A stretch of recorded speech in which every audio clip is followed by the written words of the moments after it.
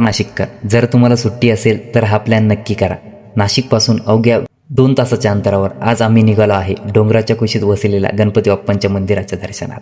एकाच दिवसात तुम्हाला 3 अतिशय जागृत आणि पावन देवस्थानांचे दर्शन घेता येईल. आजच्या सफरीतील हा आहे भाग 1. पुढचे 2 भाग पाहण्यासाठी अकाउंटला आत्ताच फॉलो करा. गणपती बाप्पा मोरया.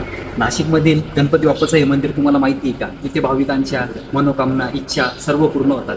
इथं धागा बांधून इच्छा पूर्ण केली जाते. नाशिकमधील हे इच्छापूर्ती गणेश मंदिर तुम्हाला माहिती आहे का? तर तुम्हाला दाखवतो. हे भव्य आणि आकर्षक मंदिर.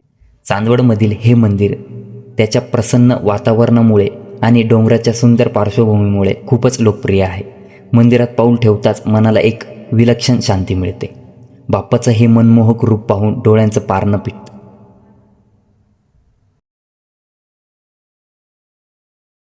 भाविक आपली श्रद्धा म्हणून इथे हा पवित्र धागा बांधतात.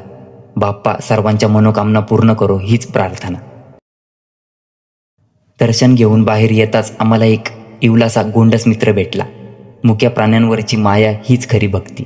याच्यासोबत थोड्या गप्पा मारल्या आणि खूप प्रसन्न वाटलं. मंदिराचा हा परिसर बघा किती सुंदर आणि नीटनेटका आहे.